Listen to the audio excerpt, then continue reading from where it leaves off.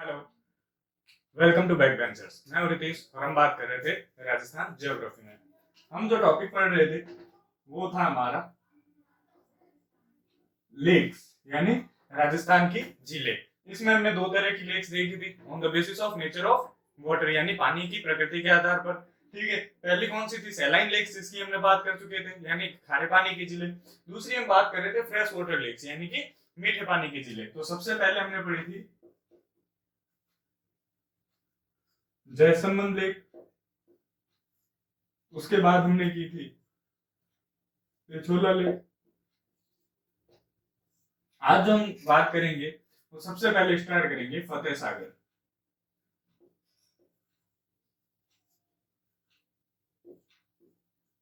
Fateh Sagar lake यानी फतेह सागर झील के बारे में। ठीक है, अब सबसे पहले देखिए ये कहां पड़ती है। फतेह सागर झील जो है ये आती है उदयपुर में।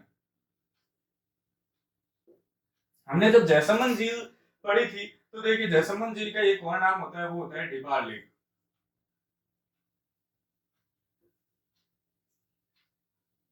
ये आप अपने नोट्स में ऐड कर दीजिएगा। जैसमंद लेक का एक और नाम है, वो क्या है? Debar lake. ठीक है, जबकि फतेह सागर लेक को हम क्या कहते हैं? देवाली लेक। या फिर इसे एक और नाम से जाना जाता है, वो है ड्यूक ऑफ कन्नौज।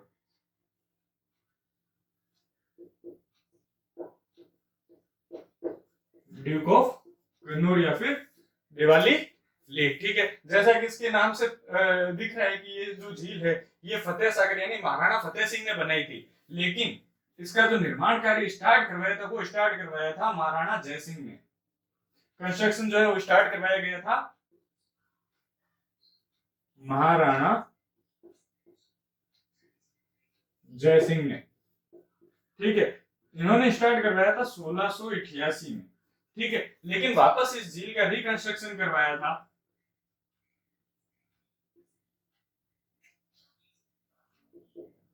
झील का रिकंस्ट्रक्शन करवाया था महाराणा फतेह सिंह ने, जिनके नाम पर ये झील है। महाराणा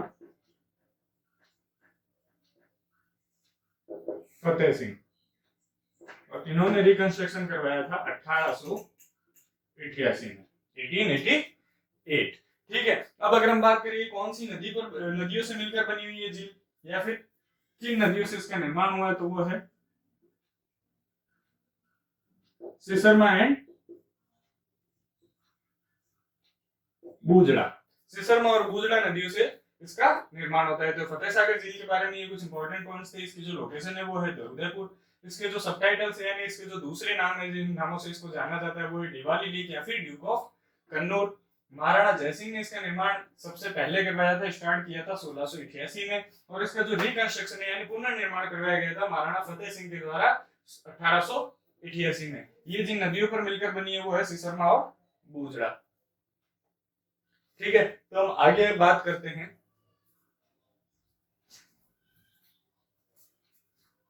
तो हमारी फतेह सागर लेक कंप्लीट हो गई।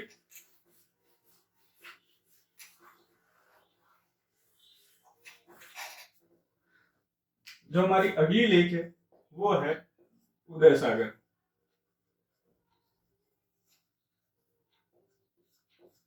ठीक है, इसकी अगर हम लोकेशन की बात करें तो इसकी लोकेशन भी उदयपुर। अगर इससे कंस्ट्रक्शन की बात करें तो देखिए उदय सागर जी उदयपुर में ही है, और इसका जो निर्माण करवाया था वो भी किसने करवाया था? महाराणा उदय सिंह ने, जिनके नाम पर उदयपुर है।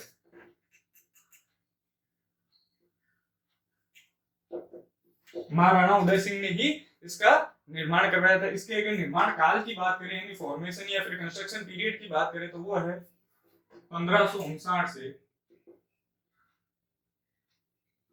1565, यानी 1559 से 1565। ठीक है, इसके बारे में एक इंपॉर्टेंट पॉइंट और है कि 2017 में यानी कि हाल ही की बात है, 2017 में इसे कंजर्व लेक्स में इंक्लूड कर दिया था। राजस्थान की जो संरक्षित जिले हैं उनमें इसको इंक्लूड कर दिया गया था। तो ये एक आप स्टार मार्क करके लिख दीजिए, in 2017 included in conserve lakes of Rajasthan. ठीक है, ये इसके बारे में इंपॉर्टेंट पॉइंट है उदय सागर झील के बारे में। अब अगर हम अगली झील की बात करें तो वो है नक्की लेक यानी नक्की झील। कई लोग यहाँ पर जा चुके होंगे क्योंकि ये हमारा जो पर्यटन स्थल है माउंट आबू यहाँ पर पड़ती है। और माउंट आबू कौन से जिले में आता है? सिरोही में। तो ये झील कौन से जिले में है? सिरोही झील में। देखिए ये जो झील है ये सबसे ऊंची, राजस्थान की सबसे ऊंची झील है। हाईएस्ट हाईएस्ट ऊंची झील का मतलब क्या हुआ? यानी इसकी जो मेन सी लेवल यानी समुद्र तल से ऊंचाई है वो बाकी सभी झीलों से ज्यादा है। ये सबसे ऊंची झील भी है और सबसे डीपेस्ट यानी सबसे गहरी झील भी है। इसके बारे में एक और पॉइंट है, ये ओनली फ्रीजिंग लेक है।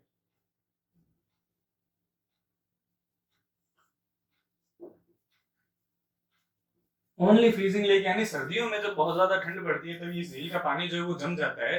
और राजस्थान में ऐसा ऐसा होने वाले जो है ये प्रोसेस सिर्फ इसी झील में होता है। तो it is the only freezing lake of Rajasthan. देखिए अब अगर इसके निर्माण की बात करें तो इसके निर्माण के बारे में कुछ लोकल स्टोरीज है। और उन लोकल स्टोरीज की अगर हम बात करें तो लोकल स्टोरीज के according it is constructed by nails of God according to local story. देखिए नेल्स ऑफ गॉड यानी भगवान के नाखूनों से बनी है, इसीलिए इसका नाम भी क्या रखा हुआ है? नक्की लेक। ठीक है ना। अब देखिए ये तो है लोकल स्टोरीज यानी कि लोकल लोगों के अकॉर्डिंग जो स्टोरीज फैली हुई है उसके अकॉर्डिंग इसका निर्माण कैसे हुआ है? नील से। लेकिन अगर हम इसकी साइंटिफिक बात करें, एक्चुअल में बात करें तो ये एक तरह की वॉल्केनिक लेक है। अब देखिए वॉल्केनिक लेक में भी अगर इसको और फर्दर डिफाइन करें तो ये है एक तरह का क्रेटर लेक। ये एक तरह की क्रेटर लेक है। ठीक है, क्रेटर क्या होता है? जो कोई भी वॉल्केनो होता है उसका जो ऊपर वाला जो हिस्सा होता है उसे हम क्या कहते हैं? क्रेटर कहते हैं। ठीक है, कोई भी वॉल्केनो जब सुसुप्त हो जाता है यानी कि पूरी तरह से डोरमेंट हो जाता है, पूरी तरह से डेड हो जाता है, तो उसके बाद यहाँ पर जो पानी इकट्ठा हो जाता है उसे हम क्या कहते हैं? क्रेटर कहते हैं। ठीक है, तो ये एक तरह की वॉल्केनिक लेक है और वॉल्केनिक में भी ये क्या है? एक क्रेटर लेक है। लेकिन अगर लोकल स्टोरीज की बात करें तो it is the constructed by nails of God. ठीक है, अब नक्की लेक के बारे में एक पॉइंट और इंपॉर्टेंट है जो कि एग्जाम में पूछा भी जाता है। यहाँ पर बोन इमर्शन किया जाता है। बोन इमर्शन यानी अस्थि विसर्जन किया जाता है। जब किसी की डेथ हो जाती है तो उसकी अस्थियों को ले जाकर यहाँ पर विसर्जित किया जाता है। और ये एक स्पेशल कम्युनिटी यानी एक स्पेशल ट्राइब करती है जिसका नाम क्या है? गरासिया। गरासिया जनजाति है जो कि हमारे राजस्थान में पाई जाती है। वो अपना अस्थि विसर्जन कहाँ करती है? नक्की लेक में। ठीक है, तो ये एक इंपॉर्टेंट पॉइंट था। ठीक है, और बाकी सब चीजें हमने नक्की लेक में देखी ली है। अब चलते हैं आगे।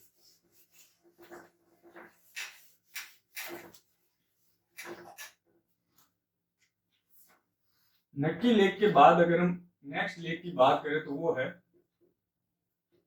हमारी पुष्कर लेक। देखिए दोस्तों ये बहुत ही इंपॉर्टेंट लेक है। ठीक है, तो इसे ध्यान रखिएगा। ये है हमारी पुष्कर लेक जो कि कहाँ पड़ती है?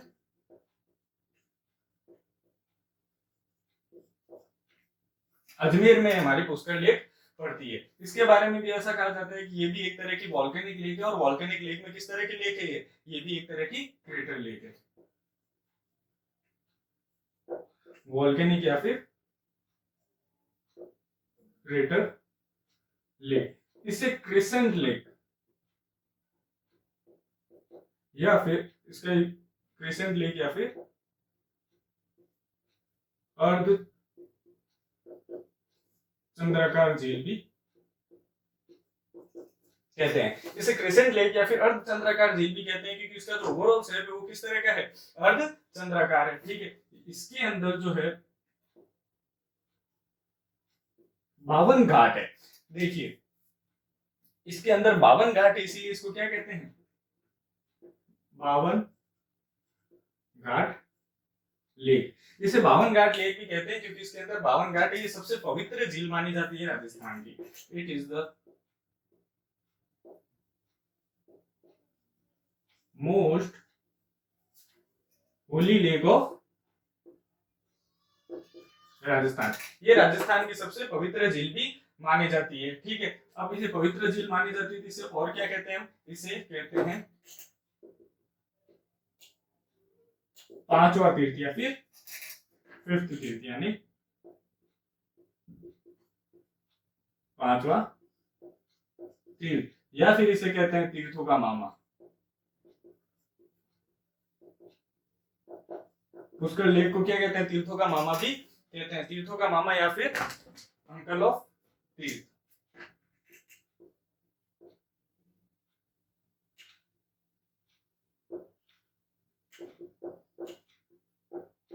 तीर्थों का मामा या फिर इसे तीर्थराज भी कहते हैं, यानी तीर्थों में भी सबसे ऊपर।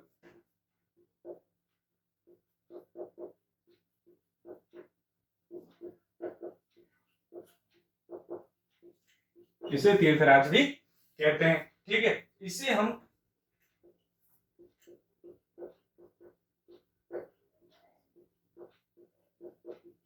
कोंकण तीर्थ के नाम से भी जानते हैं। कोंकण। तो देखिए इसके बारे में क्या क्या हमने पढ़ा। ये अजमेर में है। ये भी एक तरह की वोल्केनिक या फिर क्रेटर लेक है। ये क्रिसेंट यानी अर्धचंद्राकार लेक है। इसे 52 घाट, ये सारे इसके उपनाम है। ठीक है, ये सारे इसके उपनाम है। तो आपके एग्जाम में अगर किस तरह का आ जाए कि तीर्थों का मामा किसे कहते हैं, फिर तीर्थराज किसे कहते हैं, या कोंकण तीर्थ किसे कहते हैं, ठीक है, तो वो सारी क्या हो जाएगी? पुष्कर लेक। ठीक है, सबसे पवित्र झील है ये। ठीक है, इसे पांचवा तीर्थ भी कहते हैं, इसे तीर्थों का मामा भी कहते हैं, इसे तीर्थराज भी कहते हैं, और इसे कोंकण तीर्थ भी कहते हैं। अब देखिए इसके बारे में कुछ इंपॉर्टेंट और पॉइंट है, जो कि देखिए अगर आपको पता हो तो पुष्कर लेक में भी बोन इमर्शन किया जाता है। कई लोग पुष्कर लेक में क्या करते हैं? बोन इमर्शन करते हैं। बोन इमर्शन की अगर हम बात करें तो यहाँ पर कुछ विशेष या फिर महान हस्तियों का भी बोन इमर्शन हो चुका है।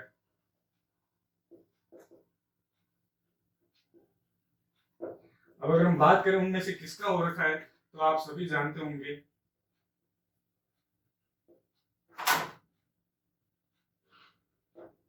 महात्मा गांधी, यानी हमारे राष्ट्रपिता जो थे महात्मा गांधी, उनका बोन इमर्शन यानी उनकी अस्थि विसर्जन भी कहाँ किया गया था? पुष्कर लेक में। और अगर हम और बात करें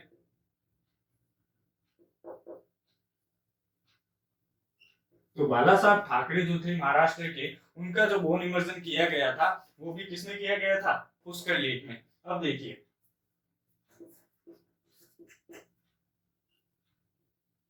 कार्तिक मास की जो पूर्णिमा आती है, यानी कार्तिक पूर्णिमा को यहाँ पर एक मेले का आयोजन होता है। यहाँ पर एक फेयर रखा जाता है, मेले का आयोजन होता है, जिसे हम क्या कहते हैं? राजस्थान का रंगीला मेला। याद रखिएगा, राजस्थान का रंगीला मेला किसे कहते हैं और ये कहां पर होता है? तो कार्तिक पूर्णिमा को होता है। और कहां पर होता है ये? पुष्कर झील पर। ठीक है, और अगर आगे हम इसके बारे में थोड़ी सी और बात करें तो कार्तिक मास की पूर्णिमा को जो राजस्थान का रंगीला मेला होता है, यहाँ पर क्या किया जाता है? दीपदान, यानी यहाँ पर झील के अंदर दीप छोड़े जाते हैं, यानी दीयों का दान किया जाता है, या फिर कैंडल्स भी लगाई जाती है।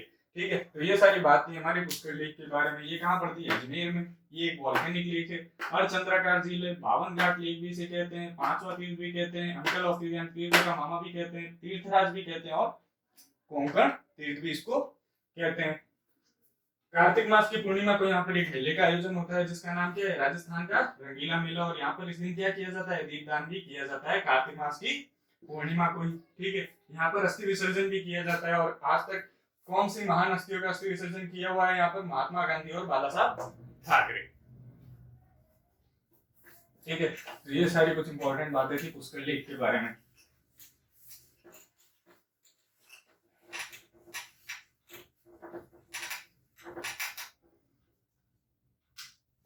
ठीक है, आगे हम बात करते हैं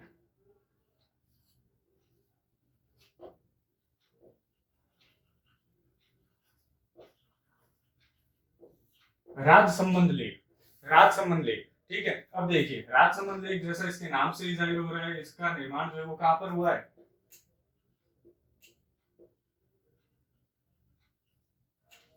इसकी लोकेशन कहाँ है?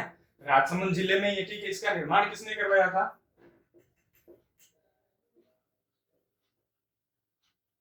महाराजा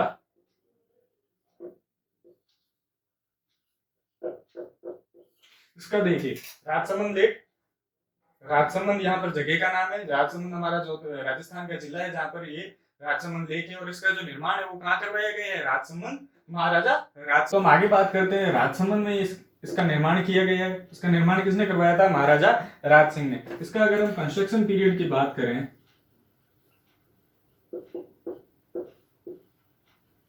यानी कब ये झील बनाई गई थी, तो ये बनाई गई थी 1662 में, 1662 में।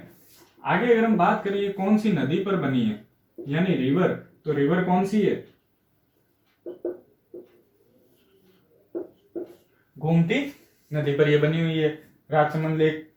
राजसमंद लेक कहाँ है? राजसमंद में है। किसके द्वारा निर्माण किया गया है? महाराणा राज सिंह के द्वारा, महाराजा राज सिंह। कंस्ट्रक्शन पीरियड है 1662, और कौन सी नदी पर बनाई गई है? ये गोमती नदी पर। अब देखिए इस नदी पर एक नौचौकी पाल है।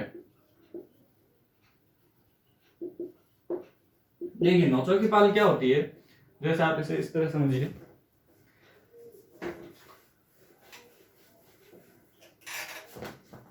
जैसे मान लीजिए ये हमारी झील है कुछ इस तरह से। यहाँ पर 9 चौकी पाल यानी 9 सीढ़ियां हैं जो कि अंदर तक जाती है, जैसे इस तरह से।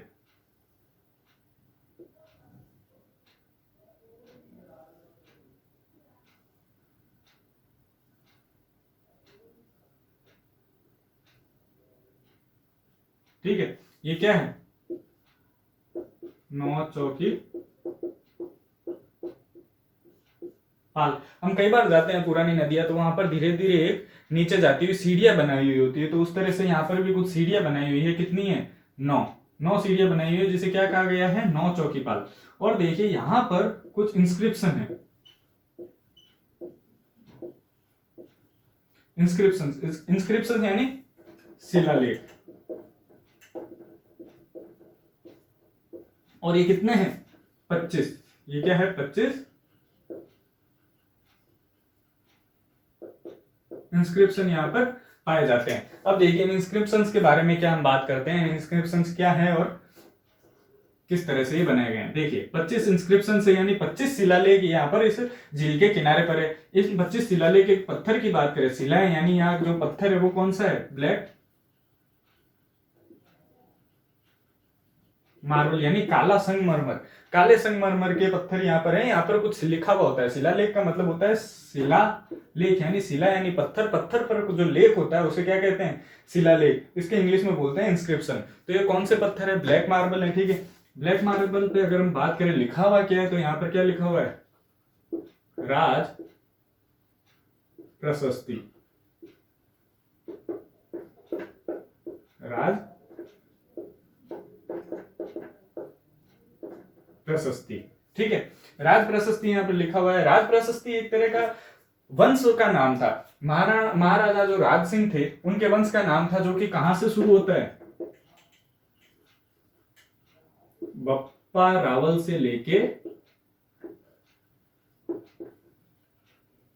राज सिंह, इनके बीच में सभी राजाओं के नाम लिखे हुए थे, यानी इनके वंश के नाम लिखे हुए थे। ठीक है, अगर हम बात करें कि ये राज प्रशस्ति जो है वो कौन सी भाषा में लिखी हुई, तो वो तो भाषा थी संस्कृत। ये कौन सी भाषा में लिखी हुई थी? राज प्रशस्ति संस्कृत भाषा में लिखी हुई थी। आगे हम बात करें कि ये लिखी किसने थी, तो ये लिखी थी रणछोड़ भट्ट तेलंग। देखिए अब ये क्वेश्चन आपके आर्ट एंड कल्चर में भी आ सकता है कि राज प्रशस्ति किसने लिखी थी, तो राज प्रशस्ति किसने लिखी थी? रणछोड़ भट्ट तेलंग ने। किस पे लिखी हुई थी? ब्लैक मार्बल पे लिखी हुई थी। बप्पा रावल से राज सिंह तक का कार्यकाल लिखा हुआ था। संस्कृत भाषा में लिखी हुई थी। और कौन सी झील के किनारे पर है ये? राजसमंद झील के किनारे पर। ठीक है, इसके बारे में एक और इंपॉर्टेंट पॉइंट है, it is the first lake constructed for drought. Drought क्या होता है? अकाल। अकाल यानी सूखा। बरसात जब नहीं होती है तब सूखा पड़ता है। तो ये पहली राजस्थान की लेक थी जो किसके लिए बनाई गई थी? टू रेस्क्यू फ्रॉम ड्रॉट, यानी अकाल से बचने के लिए इस झील का निर्माण करवाया गया था। ठीक है, अब देखिए इस झील के किनारे पर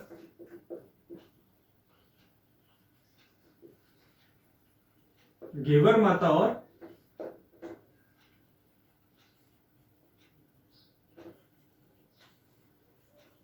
द्वारिकाधीश मंदिर स्थिर है। ये याद रखिएगा, कई बार इस तरह से क्वेश्चन आ जाता है कि द्वारका घेवर माता और द्वारकाधीश मंदिर जो है वो किस झील के किनारे पर स्थित है? तो वो कौन सी झील है? राजसमंद झील। राजसमंद झील के किनारे पर घेवर माता और द्वारकाधीश मंदिर स्थित है। तो देखिए हमने राजसमंद झील के बारे में बात की। सबसे पहले राजसमंद झील कहाँ है? राजसमंद में। ठीक है, इसका जो कंस्ट्रक्शन है वो किसने करवाया था? महाराजा राज सिंह ने। ठीक है, इसका कंस्ट्रक्शन टाइम था 1662। जो नदी थी वो थी गोमती नदी। ठीक है, उसके बाद 9 चौकीपाल इस पे बनी हुई है। 9 चौकीपाल के बारे में हमने ये बात कर ली। उसके बाद यहाँ पर 25 इंस्क्रिप्शन यानी शिलालेख हैं। ब्लैक मार्बल में राज प्रशस्ति लिखी हुई है बप्पा रावल से राज सिंह संस्कृत और रणछोड़ भट्ट तेलंग। ठीक है, और घेवर माता मंदिर और द्वारकाधीश मंदिर यहाँ पर बनाया गया है। और ये फर्स्ट लेक है कंस्ट्रक्टेड फॉर ड्रॉट, यानी अकाल से बचने के लिए इस झील का निर्माण कराया गया था। ठीक है, आगे की क्लास में हम कुछ और इम्पोर्टेंट जो है फ्रेश वाटर लेक्स जो है उनके बारे में बात करेंगे। तब तक के लिए